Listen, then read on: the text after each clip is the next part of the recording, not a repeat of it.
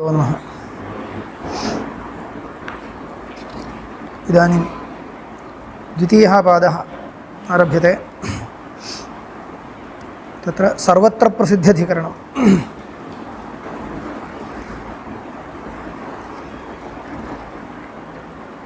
प्रथमे पादे जन्माद्यस्य यतः इति आकाशादेः समस्तस्य जगतः जन्मादिकारणं ब्रह्म इत्युक्तम्। तस्य समस्तजगत्कारणस्य ब्रह्मणः व्यापित्वं नित्यत्वं सर्वज्ञत्वं सर्वशक्तित्वं सर्वात्मकत्वम् इत्येवं जातीयकाः धर्माः उक्ता एव भवन्ति। अर्थतः व्यापित्वं वक्तव्यं, नित्यत्वं वक्तव्यं, सर्वज्ञत्वं वक्तव्यं, सर्वशक्तित्वं वक्तव्यं, सर्वात्मकत्वम्। अत्र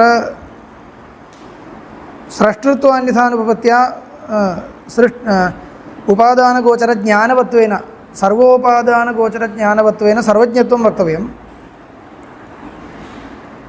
व्यापित्वं नित्यत्वं किमर्थं वक्तव्यं? सृष्टेः प्रागेव विद्यमानत्वम् अपेक्षते। तस्य उत्पादकम् अन्यत् यदि न प्रसिद्धं तर्हि नित्यत्वं वक्तव्यं। व्यापित्वं सर्वात्मकत्वं च किमर्थं वक्तव्यं? सर्वव्यापित्वं सर्वात्मकत्वम् इत्युक्ते उपादानत्वं प्रपञ्चं प्रति केवलं निमित्तत्वं न, उपादानत्वं स्वीकृतं वर्तते, अभिन्ननिमित्तोपादानकारणत्वं। तर्हि उपादानत्वान्यथानुपपत्या स्वाभिन्नकार्यजनकत्वम् उपादानत्वं, स्वतादात्म्यापन्नकार्यकारणत्वं कार्यं प्रति कारणत्वम् उपादानत्वम् इति कृत्वा यथा मृदः घटतादात्म्यं स्वीयसकलकार्यात्मकत्वं वक्तव्यं, तद्वत् सर्वात्मकत्वं ब्रह्मणो वक्तव्यम्। इत्येवं जातीयकाः धर्मणः ब्रह्मधर्माः उक्ताः एव भवन्ति। व्यापित्वं तर्हि अर्थादागतमेव। यदि सर्वत्र न व्याप्नोति तर्हि सर्व आत्मकं तु कथमपि न भवति।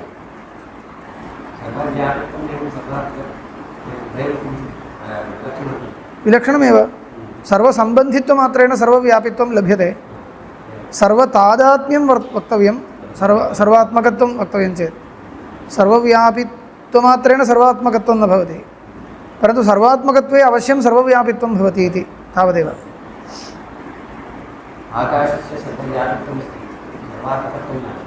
सर्वव्यापित्वम् आकाशस्य इत्युक्ते कथञ्चित् अस्ति एवं।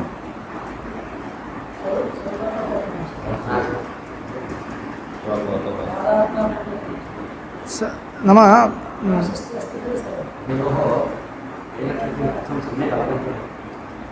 एतावदेव वक्तुं शक्यते। सर्वात्मकत्वं नाम सर्वतादात्म्यं, तादात्म्येन सर्वसम्बन्धित्वं। सर्वव्यापित्वं वक्तुम् अभेदसम्बन्धेन इति नापेक्षते। भेदसम्बन्धेन सम्बद्धत्वं, सर्वमूर्तद्रव्यसंयोगित्वं विभुत्वम् इति किल वदन्ति तार्किकाः। इदमेव सर्वव्यापित्वं नाम विभुत्वं। संयोगित्वमात्रेण विभुत्वं निरूपयन्ति, तावदेव। अव्यवधानम् अस्ति चेत् पर्याप्तम्। एते धर्माः ब्रह्मधर्माः इति उक्ताः एव भवन्ति। अर्थान्तरप्रसिद्धानां च केषाञ्चित् शब्दानां ब्रह्मविषयत्वहेतुप्रतिपादनेन कानिचिद् वाक्यानि स्पष्टब्रह्मलिङ्गानि सन्दिह्यमानानि ब्रह्मपरतया निर्णीतानि इति। कानिचित् वाक्यानि प्रथमे पादे कीदृशानि वाक्यानि? स्पष्टब्रह्मलिङ्गकानि वाक्यानि। तर्हि प्रथमपादे स्पष्टब्रह्मलिङ्गकत्वमेव पादसङ्गतिः इति भाष्यकारैः अत्र उक्तम्। एतावत्पर्यन्तं नोक्तम्, अत्र उक्तं। भाष्यकारैरेव उक्तं स्पष्टब्रह्मलिङ्गकानां वाक्यानां ब्रह्मणि समन्वयाय प्रथमः पादः प्रवृत्तः। तत्र अर्थान्तरप्रसिद्धानां केषाञ्चित् शब्दानाम् आकाशप्राणादिशब्दानां ब्रह्मविषयत्वहेतुप्रतिपादनेन, ब्रह्मविषयत्वं ब्रह्मप्रतिपादकत्वे हेतुः ब्रह्मलिङ्गादिकं हेतुप्रतिपादनेन कानिचित् वाक्यानि स्पष्टब्रह्मलिङ्गकानि कानिचित् वाक्यानि सन्दिह्यमानानि ब्रह्मपरतया निर्णीतानि। प्रथमे पादे पुनः अपि अन्यानि वाक्यानि अस्पष्टब्रह्मलिङ्गानि सन्दिह्यन्ते अस्मिन् पादे किं परं ब्रह्म प्रतिपादयन्ति आहोस्विद् अर्थान्तरं किञ्चित् इति। इदानीं तन्निर्णयाय द्वितीय तृतीयौ पादौ आरभ्येते। एवञ्च अनेन किम् उक्तं तैः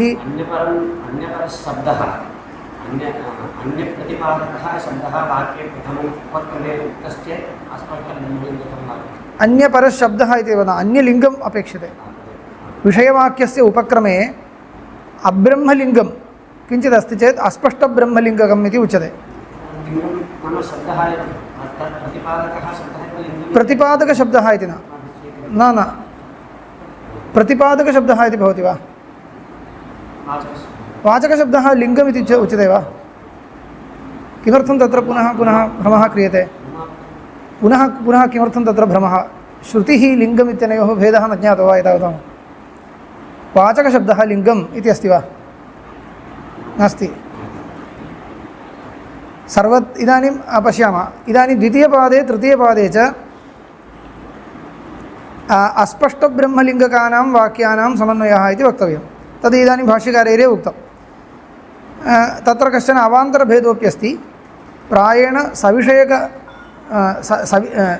किं सगुणब्रह्मपराणि वाक्यानि द्वितीयपादे, निर्गुणब्रह्मपराणि वाक्यानि प्रायेण निर्गुणब्रह्मपराणि वाक्यानि तृतीयपादे विचार्यन्ते इति ईषत् तत्र पादसङ्गतौ भेदः अस्ति। एवञ्च सामान्यतः एवमस्ति, प्रथमपादे स्पष्टब्रह्मलिङ्गकानां वाक्यानां समन्वयः, द्वितीयतृतीयपादयोः अस्पष्टब्रह्मलिङ्गकानां वाक्यानां समन्वयः इति। तदिदानीं पश्यामः। आदौ सर्वत्र प्रसिद्ध्यधिकरणम् इति। इदमाम्नायते सर्वं खल्विदं ब्रह्म तज्जलानिति शान्त उपासीत अथ खलु क्रतुमयः पुरुषो यथा क्रतुरस्मिन् लोके भवति तथा इतः प्रेत्य भवति स क्रतुं कुर्वीत मनोमयः प्राणशरीरो भारूपः इत्यादि।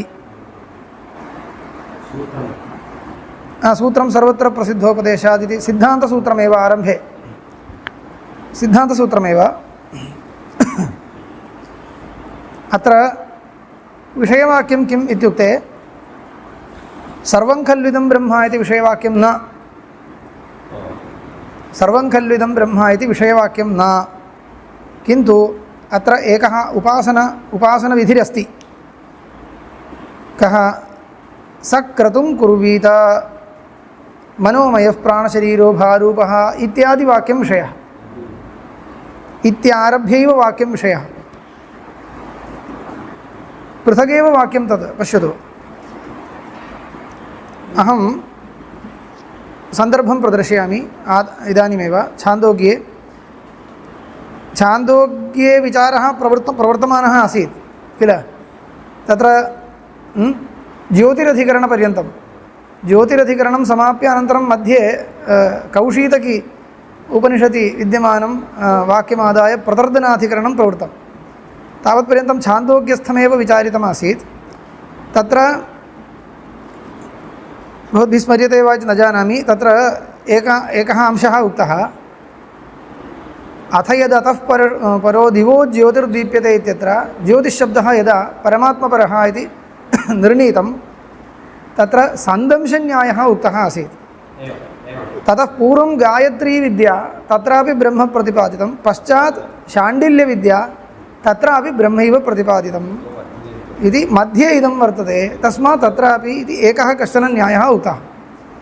तदेव इदानीं पश्चात् शाण्डिल्यविद्या इत्युच्यते खलु, सा एव इयं शाण्डिल्यविद्या इत्युक्ते शाण्डिल्यः इति कश्चन मुनिः, तेन उपदिष्टा विद्या इति।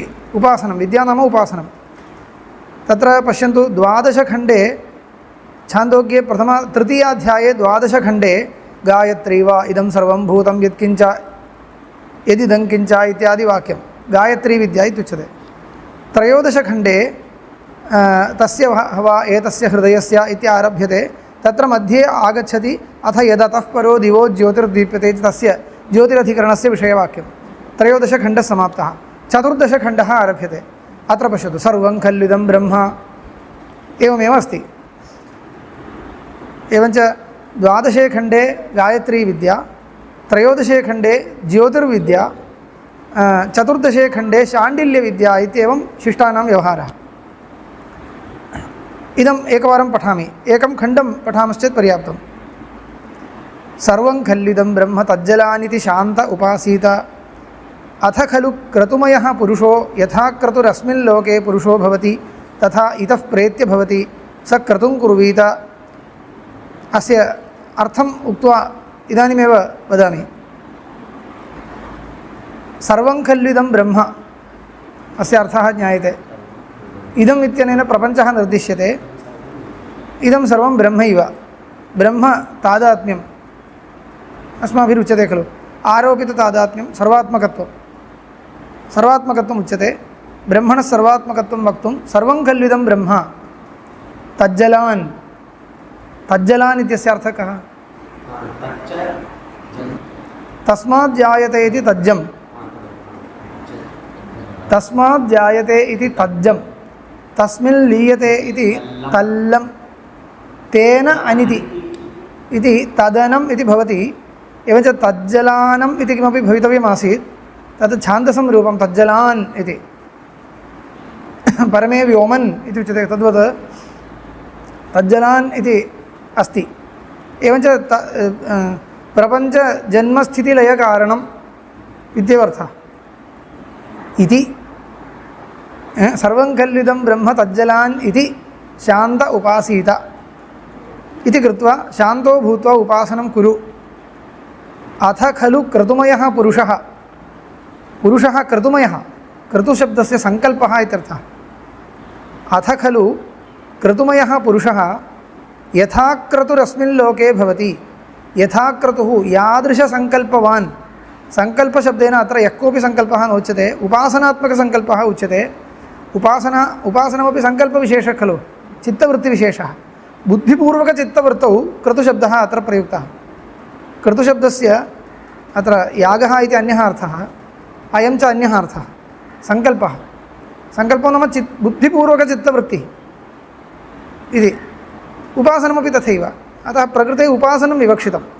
तर्हि यथा क्रतुरस्मिन् लोके भवति इत्युक्ते यत्प्रकारक उपासनवान् यादृशरूपेण उपासनं करोति, यत्प्रकारक उपासनवान् अस्मिन् लोके भवति तथा इतः प्रेत्य भवति, तादृशप्रकारविशिष्टो भवति सः। येन रूपेण चिन्तयति तेन रूपेण भविष्यति।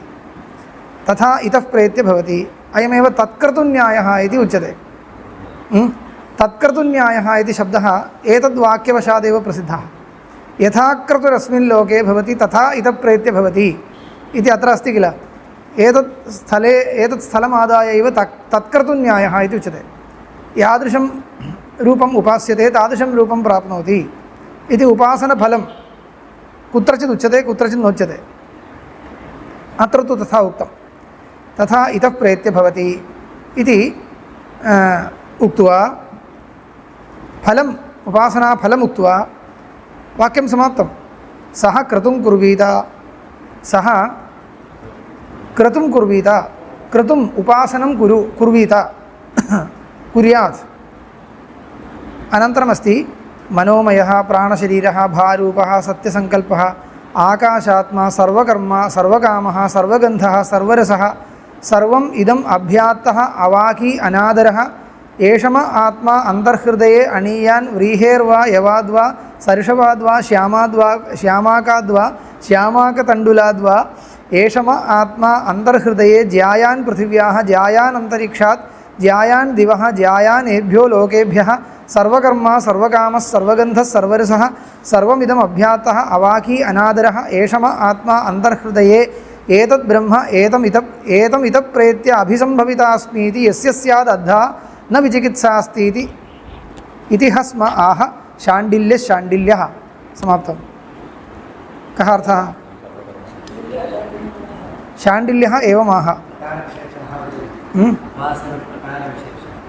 सर्वमपिदम् उपास्यं रूपम् उच्यते। उपास्यं रूपम् उच्यते इति कथम् अवगन्तव्यम् इति वक्तव्यम्। अत्र पुनः पश्यतु, आरम्भात् किमुक्तम् इत्युक्ते अत्र मया इदं प्रथमतः उक्तं सः क्रतुं कुर्वीत इति वाक्यमस्ति। अत्रैव उपासनविधिः तत् प्रथमतः निर्णेतव्यं। तदेव अत्र विषयवाक्यं। सः क्रतुं कुर्वीत इति विषयवाक्यं। ततः पूर्वं किमस्ति? सर्वं खल्लिदं ब्रह्म तन्न उपासनम्, उपासनविधिः। सः अर्थवादः इति उच्यते अत्र। एवं पश्यतु, सः क्रतुं कुर्वीत इति उपासनविधिः। अस्य उपासनस्य कृते शमः इति कश्चन गुणः विधीयते। यथा यागस्य उत्पत्तिविधिः गुणविधिः इति वदामः, एवमेव अत्र सः क्रतुं कुर्वीत इति उपासनविधिः। इतः परम् उपासनाकर्तुः विशेषणतया कश्चन गुणः विधीयते, सः शान्तो भवेत्, शमः। एवञ्च शान्त उपासीत इति वाक्यं न उपासनविधायकं। यद्यपि तत्र उपासीत इत्यस्ति, परन्तु तद् उपासनविधायकं न इति निर्णीतं। किन्तु सः क्रतुं कुर्वीत इत्यत्र विहितम् उपासनम् अनूद्य तदुद्देशे तत्कर्तुः शमो विधीयते।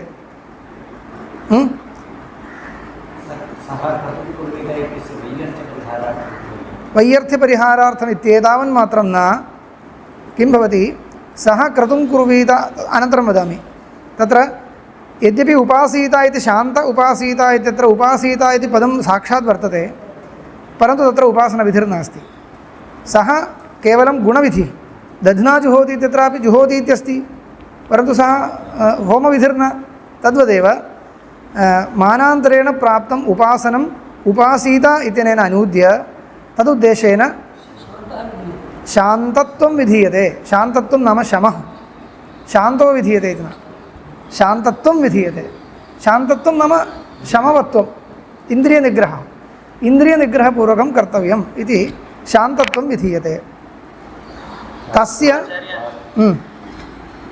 इदानीं भवता उक्तं यथा प्राप्तस्य कृते पुनः विधीयते, परन्तु एतावत्पर्यन्तम् उपासनं प्राप्तं खलु अग्रे एव विधीयते। तत्र पाठक्रमः मुख्यक्रमापेक्षया दुर्बलः। सः किं पृच्छति? शान्त उपासीत इत्येव प्रथमतः वाक्यमस्ति, इतः परमेव सक्रतुं कुर्वीत इत्यस्ति। तर्हि प्रथमतः प्राप्तम् उद्दिश्य खलु विधातव्यं। तत् सत्यं। तदिदानीं वदामि। तत्र शान्त उपासीत इत्यत्रैव उपासनाविधिरस्तु इति चेत् न। किमर्थं? यदि शान्त उपासीत इत्यत्र उपासनं विधीयेत, तर्हि किं कर्तव्यं? सक्रतुं कुर्वीत इति वाक्ये शान्त उपासीत इति वाक्येन विहितम् उपासनम् अनूद्य किञ्चित् अन्यत् विधीयते इति वक्तव्यं। किं विधीयते इति पृष्टे विधीयते। सक्रतुं कुर्वीत इति वाक्यं तत्र न समाप्यते। सक्रतुं कुर्वीत मनोमयः प्राणशरीरो भारूपः सत्यसङ्कल्पः, एवं वाक्यम् अग्रे बहु दूरं गच्छति। सः क्रतुं कुर्वीत कः इत्युक्ते एतद् वाक्येन वाक्यैकवाक्यता भवति। सर्वकर्म सर्वकाम सर्वगन्धा इत्येवम् अग्रे गत्वा सर्वमिदम् अवाक् एष मे आत्मा अन्तर्हृदये एवं एतम् इतः प्रेत्य अभिसम्भवितास्मीति यस्य स्यात् अद्धा न विचिकित्सास्ति सः क्रतुं कुर्वीत इत्यन्वयः। इदं वाक्यं पुनः छान्दोग्ये गत्वा पश्यन्तु, तदा स्पष्टं भवति। तस्य परिसमाप्तिः कुत्र इत्युक्ते एवम् अनेके गुणाः उक्ताः। एवं विधः अहम् इतः परं लोकान्तरे गत्वा भविष्यामि। एतम् इत्युक्ते मनोमयः प्राणशरीरो भारूपः सत्यसङ्कल्पः इत्यादि अनेके गुणाः न वस्तुगत्या धर्मी निर्दिष्टः। मनोमयः इति धर्मीपरशब्दः, प्राणशरीरः भारूपः सत्यसङ्कल्पः आकाशात्मा इत्यादि शब्दैः निर्दिष्टः यः धर्मी अस्ति, तस्य धर्माः उक्ताः। मनोमयत्वं प्राणशरीरत्वं, मनोमयत्वविशिष्टः प्राणशरीरत्वविशिष्टः भारूपत्वविशिष्टः सत्यसङ्कल्पत्वविशिष्टः। एतादृशः यः पुरुषः एतम् इतः प्रेत्य अभिसम्भविता अस्मि इत्युक्ते एवं विधो भविष्यामि अहमपि। अहमपि एवं विधो भविष्यामि। कुतः? तत्क्रतुन्यायः उक्तः खलु यथा क्रतुरस्मिन् लोके भवति तथा इतः प्रेत्य भवति इत्युक्त्वा एते गुणाः उक्ताः तर्हि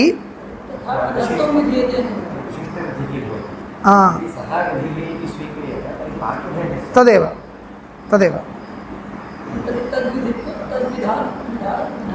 अत्र एवम् आगन्तव्यं यद्यपि अत्र मनोमयप्राणशरीरः इत्यादयः शब्दाः साक्षात् गुणसमर्पकाः न यदि गुणसमर्पकाः साक्षात् स्युः तर्हि कथं भवेत् स क्रतुं कुर्वीत मनोमयस्य प्राणशरीरस्य भारूपस्य इति षष्ठ्यन्ततया विपरिणामः अपेक्षते परन्तु सः कर्तव्यः कथं कर्तव्यः इत्युक्ते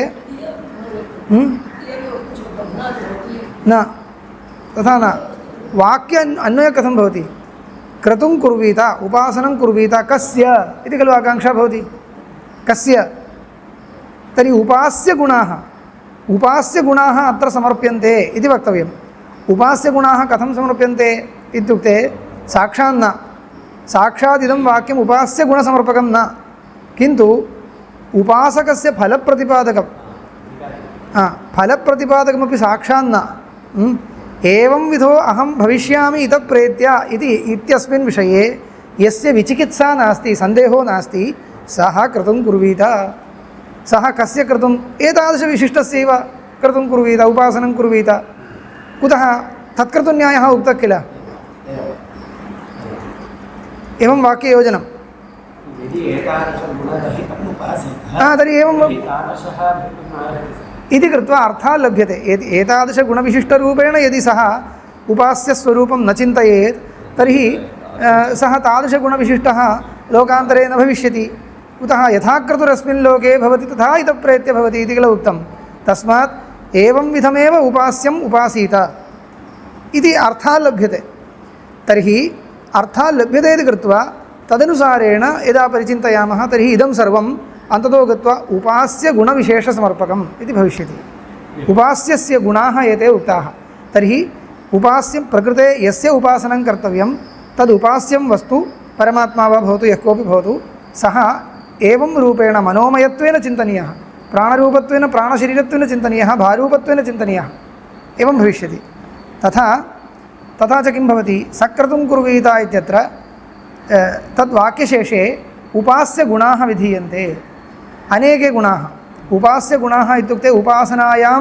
चिन्तनीयाः अंशाः बोध्यन्ते अनेके अंशाः बोध्यन्ते इति वक्तव्यं तदा उपासनं यदि वाक्यान्तरेण प्राप्तं स्यात् तर्हि वाक्यान्तरेण प्राप्तम् उपासनम् अनूद्य अनेक उपास्यगुणसमर्पणं यदि क्रियते तर्हि वाक्यभेदो भवति भवदुक्तमेव तत्परिहारार्थं किं कर्तव्यम् इत्युक्ते अत्रैव विशिष्टविधिः इति स्वीकर्तव्यम् अयं मीमांसकानां सम्प्रदायः यदि दर्शपूर्णमासाभ्यां स्वर्गकामो यजेत इति वाक्येन प्राप्तं यागम् अनूद्य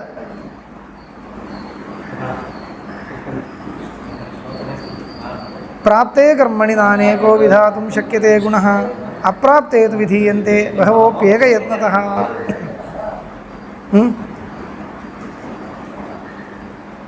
यदाग्नेयोष्टाकपालः इति वाक्ये यदि विशिष्टविधिर्नाङ्गीक्रियते मानान्तरेण यागं प्राप्तं यागम् अनूद्य केवलम् अष्टाकपालद्रव्यं विधीयते इत्युच्यते चेत् न केवलम् अष्टाकपालद्रव्यं कालो विधीयते कालद्वयं विधीयते देवता विधीयते द्रव्यं विधीयते इति अनेकगुणविधाने वाक्यभेदो भविष्यति तद्वारणाय किं कर्तव्यं स एव अस्य यागस्य उत्पत्तिविधिः इति वक्तव्यं तदा विशिष्टं विधीयते इति वक्तुं शक्यते इति रीतिः मीमांसकानां तस्मादेव किं कर्तव्यं सक्रतुं कुर्वीत इति वाक्यं यद्यपि पश्चात् पठ्यते तथापि तस्य आर्थिकं पूर्वत्वम् अङ्गीकृत्य पाठक्रमस्य दौर्बल्यं कृत्वा आर्थिकक्रमस्य प्राबल्यम् आलोच्य सक्रतुं कुर्वीत इति वाक्यं पूर्वं स्वीकृत्य तत्रैव उपासनविधिः मनोमयत्वादिगुणविशिष्टस्य कस्यचित् उपासनं विधीयते कस्य इति एतावत्पर्यन्तं नोच्यते कस्य इत्युक्ते परमात्मनः इति सिद्धान्ते निर्णयः कर्तव्यः तदर्थमेव इदम् अधिकरणं तर्हि मनोमयत्वादिगुणविशिष्टस्य कस्यचित् उपासनम् अनेकगुणविशिष्टस्य अस्ति अनेके गुणाः उच्यन्ते किल अत एव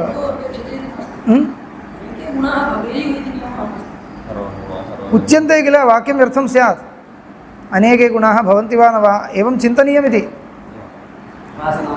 उपासना अस्मिन् उपासने एतद् वस्तुस्थितिनिर्देशः इत्येतावन्मात्रं न एवं चिन्तनीयमिति उच्यते इदानीं परमात्मा मनोमयो भवति प्राणशरीरो भवति इति वस्तुस्थितिनिरूपणं न इदम्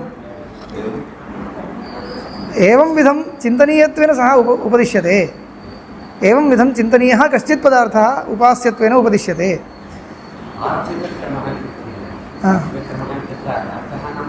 प्रयोजनं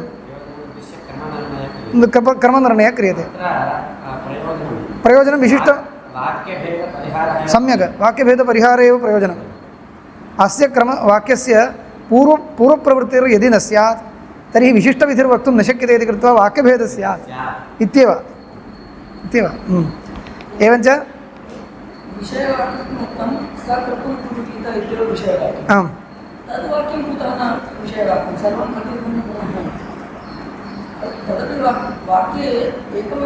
विषयवाक्यमित्यस्य अर्थः कः विषयवाक्यमित्यस्य अर्थः कः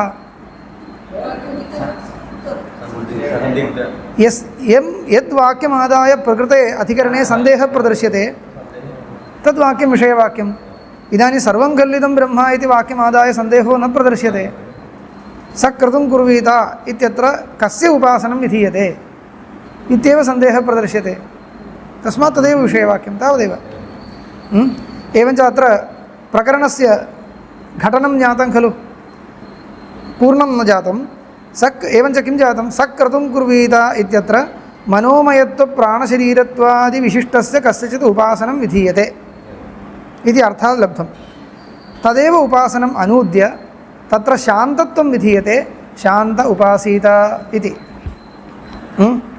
उपासनफलमुक्तं मध्ये यथा क्रतुरस्मिन् लोके भवति तथा इतः प्रेत्य भवति इति तथा च एवं विधम् उपासनं कृत्वा सः इतः प्रेत्य लोकान्तरं गत्वा उक्तगुणविशिष्टो भविष्यति मनोमयत्वप्राणशरीरत्वादि विशिष्टो भविष्यति इत्येवं रूपेण फलम् उक्तं तत्र सर्वं खल्विदं ब्रह्म तज्जलान् इत्यस्य कः उपयोगः इत्युक्ते सः शमविधेरर्थवादः शमः इति कश्चन गुणः विहितः खलु शान्त उपासीत इत्यनेन तर्हि शान्तो भवेत् कथं शान्तो भवितुं शक्नोमि इत्युक्ते इदं सर्वं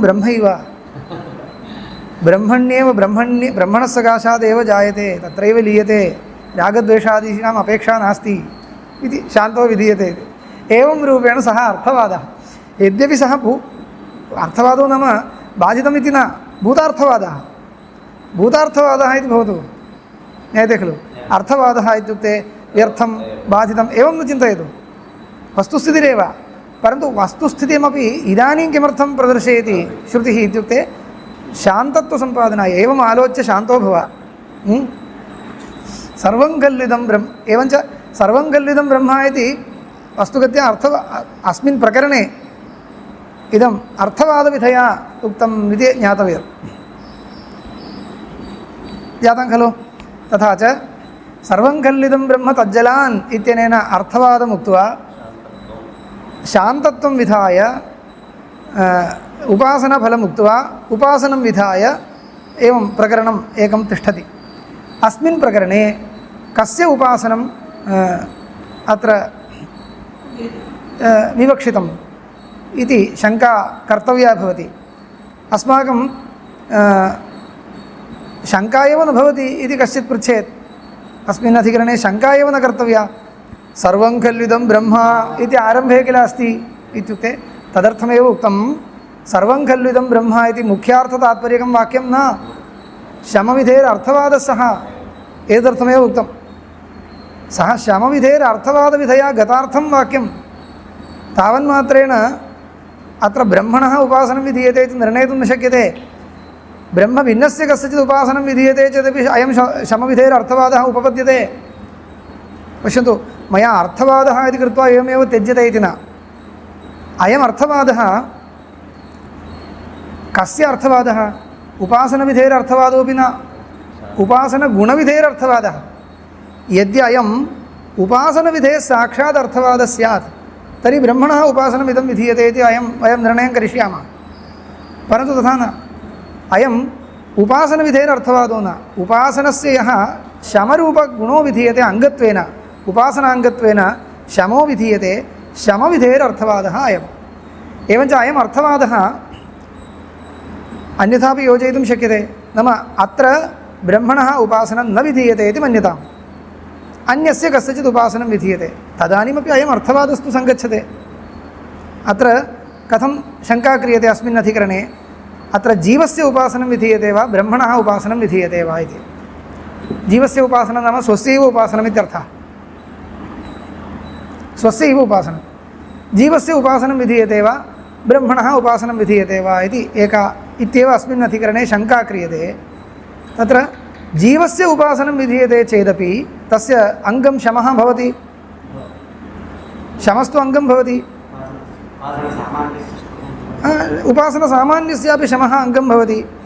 तर्हि विशिष्य अत्र उक्तं शमः सम्पादनीयश्चेत् कथम् इत्युक्ते सर्वं खलु इदं ब्रह्म तस्य अर्थवादविधया नेतुं शक्यते। एवञ्च शमसम्पादनाय अर्थवादविधया सर्वं खलु इदं ब्रह्म इत्युक्तम् इत्येतावता तादृश शमविशिष्टम् उपासनं ब्रह्मण एव उपासनम् इति कथम् आयाति? अन्यस्य उपासनं चेदपि सम्भवति किल। तस्मात् प्रकरणोपक्रमे इदं विषयवाक्यमपि न, विषयवाक्यस्य उपक्रमे सर्वं खलु इदं ब्रह्म इति नास्ति। कुतः? विषयवाक्यं तु सक्रतुं कुर्वीता इत्यारभ्यैव अस्ति विषयवाक्यं।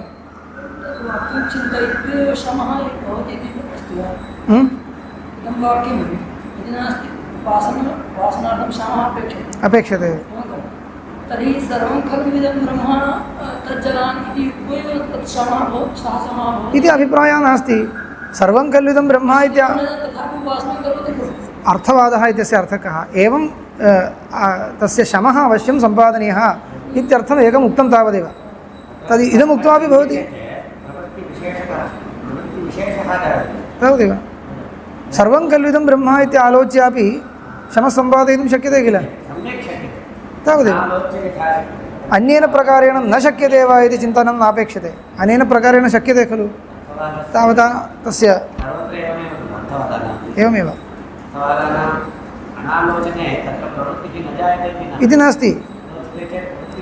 अर्थवादः प्रकारान्तरेण कुतो न क्रियते इत्यपि नास्ति। एवम् अनेन प्रकारेण तस्य पोषणं भवति किल। प्रकृतार्थस्य पोषिका काचन उक्तिर्वक्तव्या तावदेव। सा उक्तिः इयं भवितुमर्हति वा न वा? भवति, तावदेव पर्याप्तम् अस्माकम्। एवञ्च अवगतं किल इदानीं।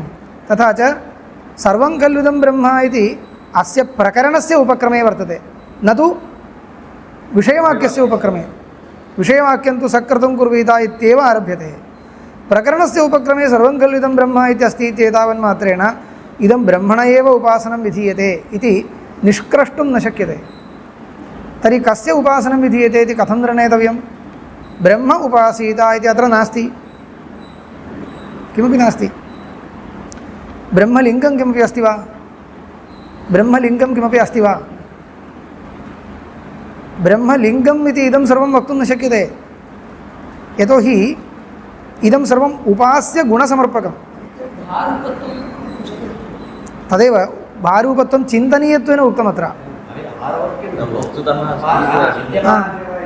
आकाशाधिकरणे ब्रह्मलिङ्गम् आकाशाधिकरणे अस्य लोकस्य का गतिरित्याकाश इति होवाच इति विषयवाक्यम्।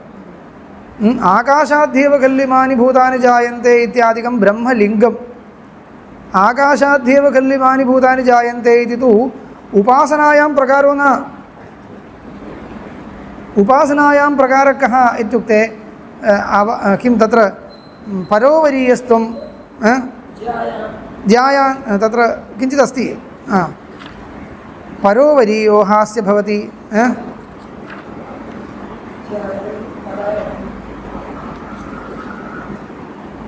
वाक्यं कुत्र आसीत् प्रदर्शयामि।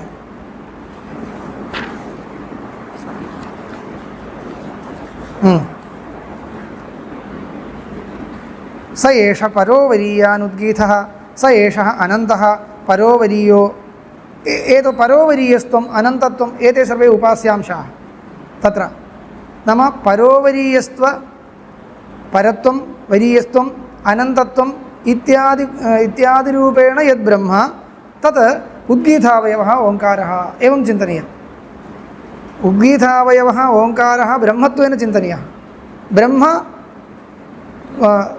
अनन्तत्वादि परोवरीयस्त्वादिना चिन्तनीयः जगज्जन्मादिकारणत्वेन चिन्तनीयमिति तत्र नास्ति किम् उपास्यम् इत्यत्र सूचकं लिङ्गं तत्र श्रुत्या उक्तं तावदेव एवञ्च उपास्य गुणः अन्यः उपास्यं किमिति इत्यत्र सूचकं लिङ्गम् अन्यत् अवगम्यते किल अत्र तर्हि कीदृशी स्थितिः इत्युक्ते उपास्य गुणाः अनेके निर्दिष्टाः वर्तन्ते तर्हि किं कर्तव्यं किमत्र उपास्यम् इति तु साक्षात् शृङ्गग्राहिकतया न निर्दिष्टम् इदम् उपास्यम् अस्य उपासनं कुरु इति उक्तं वा सः एवं यः चिन्तयति सः क्रतुं कुर्वीत उपासनं कुर्यात् एतावदेव उक्तं कस्य नोक्तं तस्मात् सन्देहो भवति तर्हि किं कर्तव्यं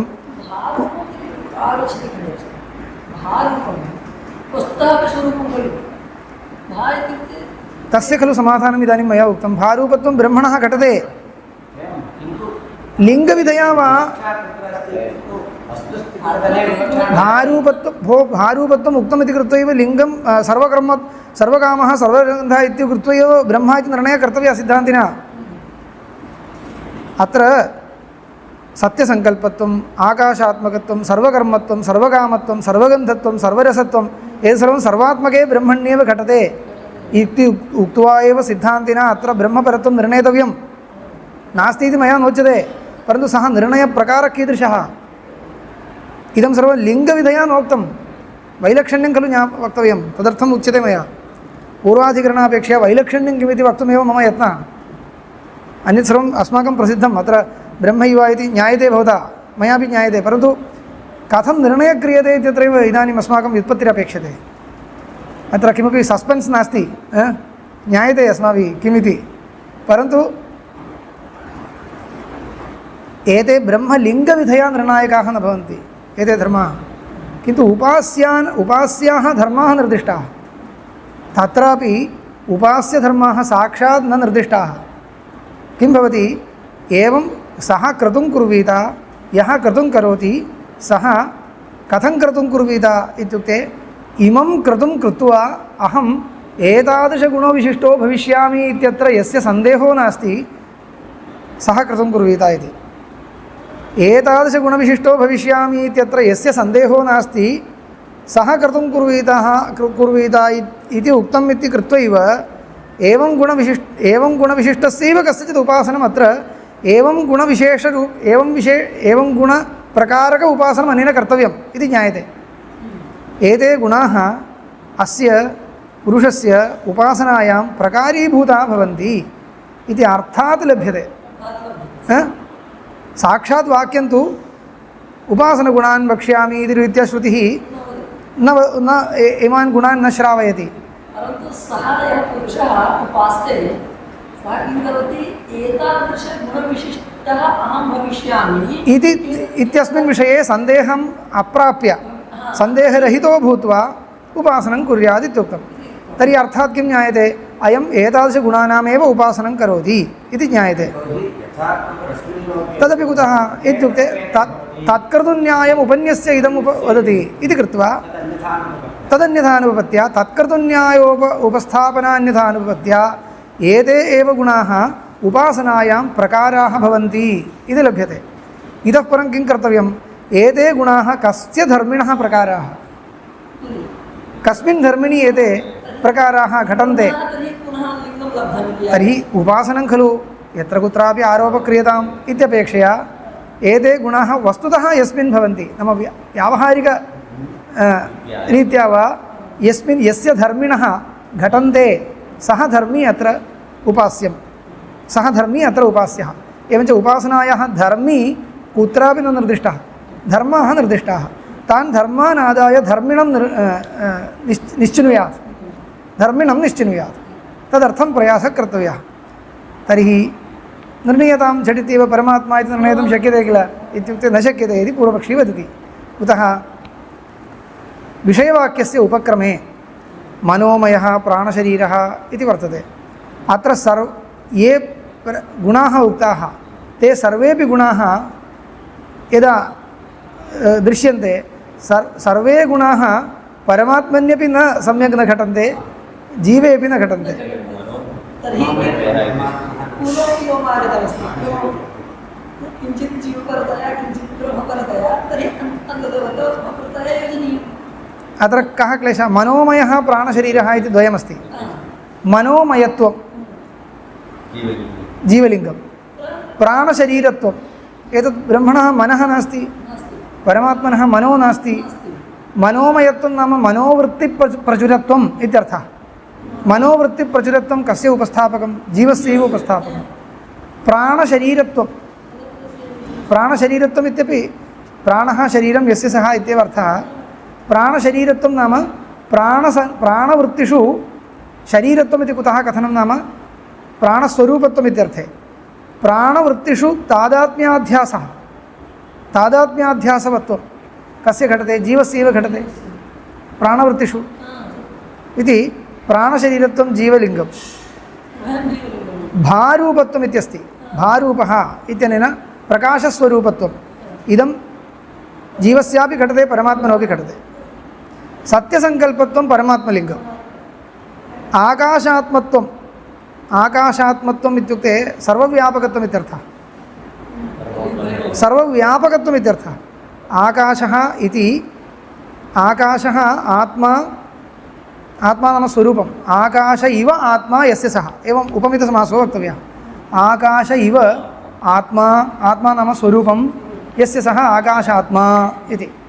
आकाश इव आत्मा स्वरूपं यस्य सः आकाशात्मा विभुः इत्यर्थः। विभुत्वं जीवस्यापि व्यावहारिकरीत्या घटते। जीवोपि विभुः खलु, व्यवहारतः जीवः विभुः इति जीवस्यापि घटते।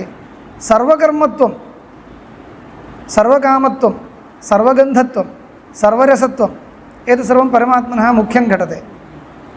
सर्वमिदम् अभ्यात्तः अवाकी अनादरः तत्सर्वं परमात्मनः, सर्वं परमात्मनि योजयितुं शक्यते। एष मे स्वरसतया कुत्र योजयितुं शक्यते इत्येव, अन्यथा नेतुं शक्यते तदन्यत्, परन्तु स्वरसतया कुत्र इति। एष मे आत्मा अन्तर्हृदये, अन्तर्हृदये आत्मा इति तु जीवेपि योजयितुं शक्यते। अणीयान् व्रीहेः, व्रीहेरपेक्षया अपि सूक्ष्मः इति तु इदानीं परिमाणकृतं सूक्ष्मत्वम् उच्यमानं चेत् जीवस्य घटते। प्रतिभासतः जीवः नाम किं भवति? परिच्छिन्नपरिमाणः। अन्तःकरणादिपरिच्छेदेन जीवोपि परिच्छिन्नः इति। अणीयान् व्रीहेः, अणीयान् यवात्, सर्षपाद्वा श्यामागाद्वा श्यामाकतण्डुलाद्वा अणीयान् इति वदति। इदं जीवं सूचयति। परिमाणकृतं सूक्ष्मत्वं स्वरसतः प्रतीयते। यवाद्वा अणीयान्, व्रीहेर्वा अणीयान् इति यदा कथनं तदा केवलं तत्र परिमाणकृतं सूक्ष्मत्वं प्रतीयते। परिमाणकृतं सूक्ष्मत्वं जीवस्य अन्तःकरण आरोपनिमित्तं घटते। परमात्मनस्तु औपाधिकमपि न घटते। परिमाणकृतं सूक्ष्मत्वं केवलम् उपासनार्थं कल्पितमिति वक्तव्यं स्यात्। जीवस्य तु प्रतिभासतः परिच्छिन्नपरिमाण एव जीवः प्रतीयते, एवं किल? अतः प्रत्यक्षप्रतीतिरस्ति परिच्छिन्नपरिमाणवत्वेन जीवस्य, अहम् अत्रैव अस्मि इति। तस्मात् इदं जीवम् उपस्थापयति। एवं पश्यामः। इतः परं त्यजामि, अहं विषयवाक्यं त्यजामि। आम्,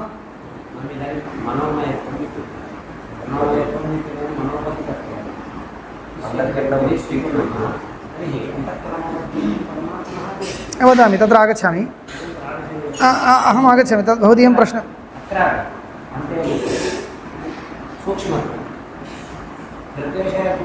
परिमाणकृतं सूक्ष्मत्वं तदेव मया तद् बहुदुक्तमपि मया उक्तं परमात्मनि चेत् उपासनार्थं कल्पितमिति वक्तव्यं न कल्पितम् अत्र कल्पितं नाम उपासनार्थं बुद्धिपूर्वकं कल्पनं न कल्पने वैलक्षण्यमस्ति जीवे तु भ्रान्तिकल्पना वर्तते तत् स्वारसिकी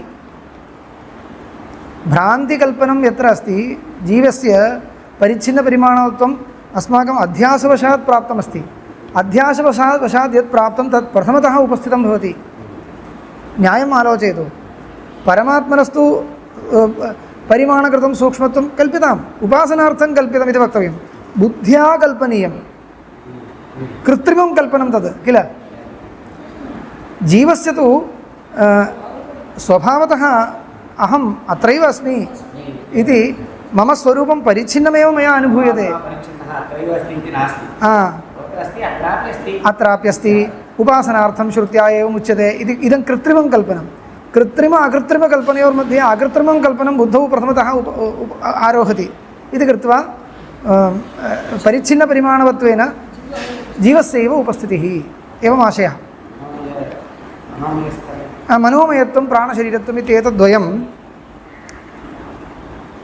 जीवलिङ्गमिति वक्तव्यम् अत एव इदम् अस्पष्टब्रह्मलिङ्गकं वाक्यम् इदानीं किं जातम् इदम् अस्माकं प्रकृतं वाक्यं पश्यामश्चेत् कानिचित् केचन धर्माः ब्रह्मणि घटन्ते केचन धर्माः जीवे घटन्ते इदानीम् अनेके धर्माः एवं विन्यस्ताः वर्तन्ते कथं निर्णयः तर्हि इति इदं ब्रह्मलिङ्गविधया सूचकम् इत्यपि न उपास्य गुणाः अत्र निर्दिष्टाः तान् गुणान् आदाय धर्मिणः निर्णयः कर्तव्यः तर्हि किं कुर्मः यदि विनिगमनाविरहे उपक्रमे विद्यमानं स्वीकर्तव्यम्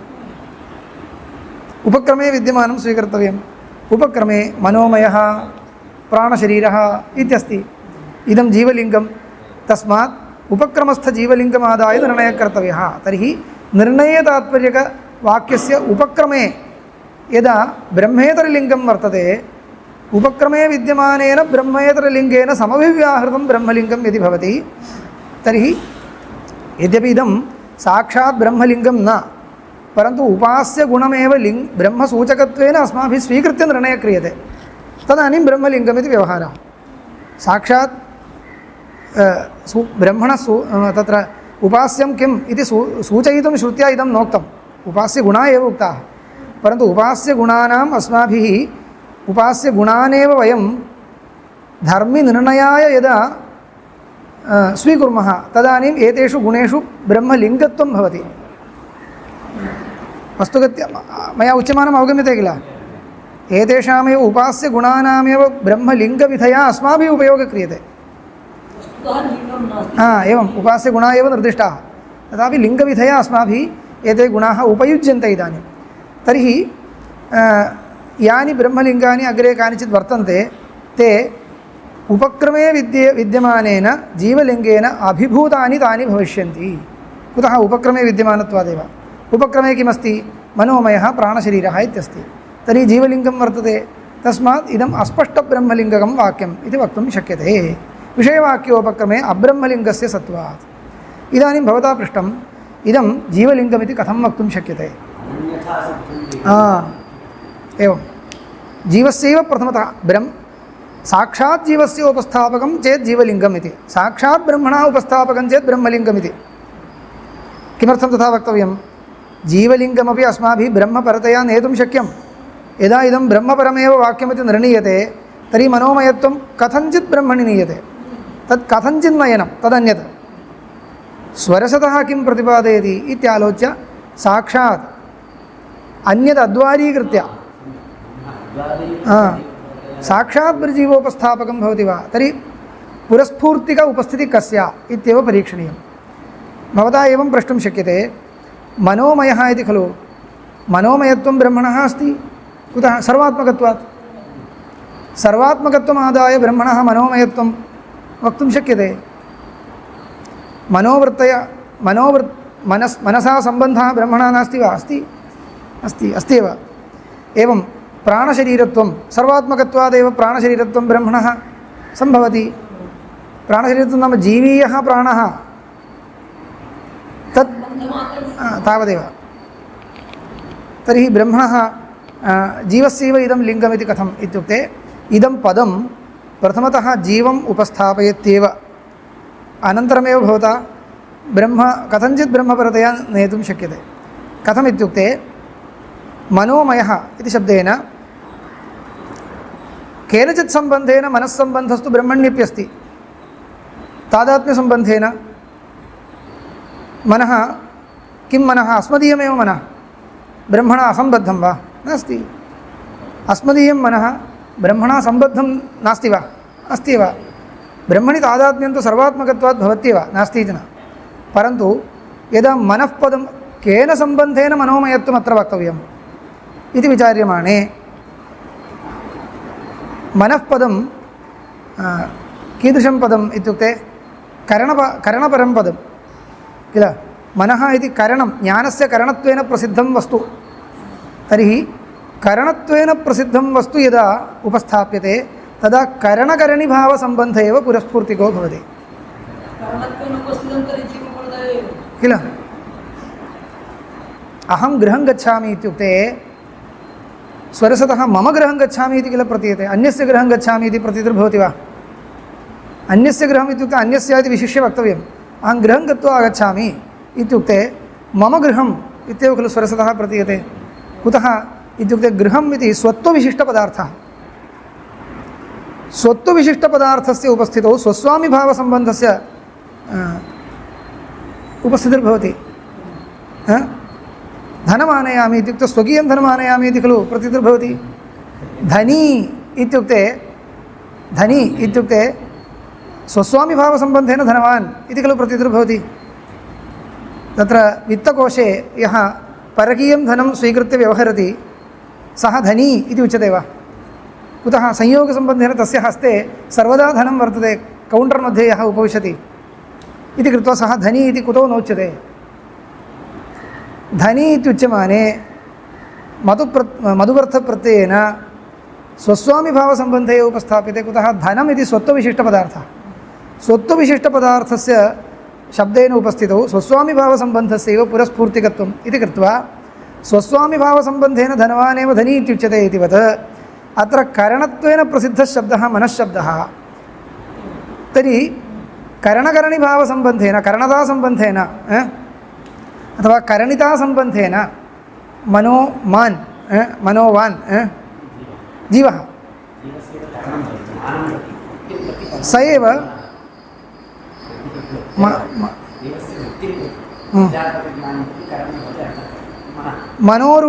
मनोरूपकरणवान्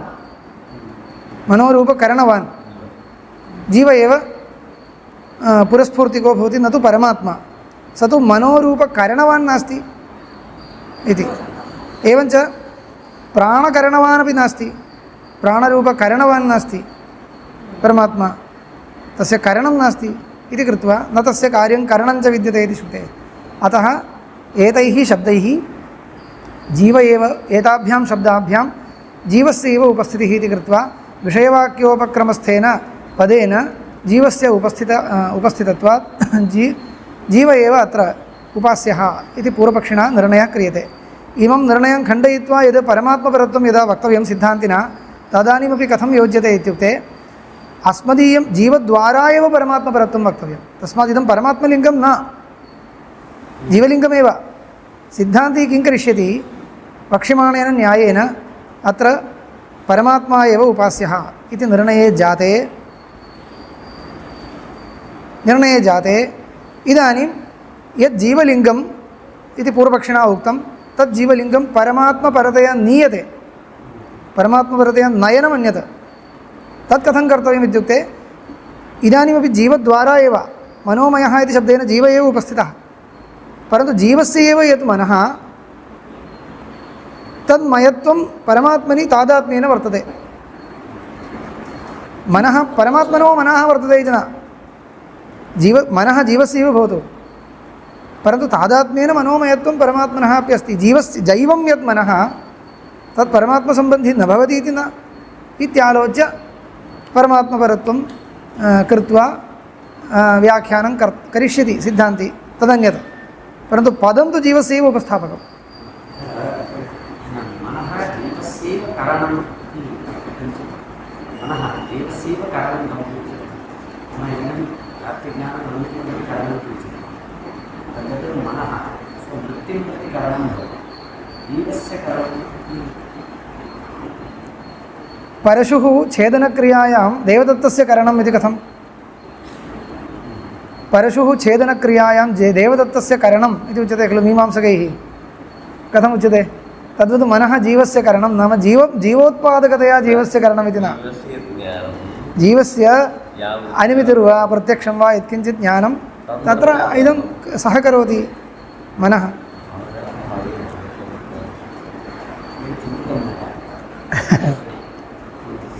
तद्वदेव जीवस्य करणं नाम जीवजनकतया न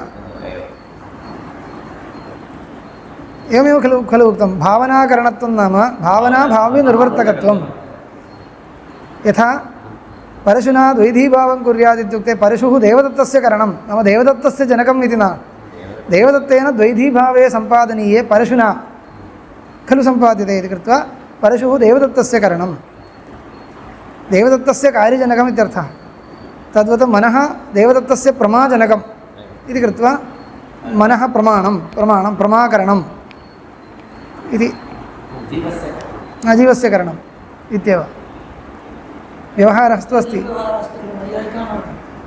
सर्वेषाम् अस्ति लोके सर्वेषां तथा व्यवहारः अस्ति एवञ्च सामान्यतः मया अधिकरणस्य स्वरूपमेव उक्तम् इदानीम् एतद् लिङ्गद्वयं स्वीकृत्य पूर्वपक्षः कर्तव्यः पश्चात् कानिचित् अनन्यथा सिद्धानि लिङ्गानि इव नाम उपास्यगुणाः एव यदा लिङ्गत्वेन चिन्त्यन्ते तदा परमात्मगुणाः भवन्ति अनन्यथा सिद्धेन लिङ्गेन निर्णयः इत्येव न अस्मिन् अधिकरणे किञ्चित् प्रकारान्तरमस्ति तत् प्रकारान्तरं किमिति श्वः वदिष्यामि सूत्रमुक्त्वा श्वः निरूपणं करिष्यामः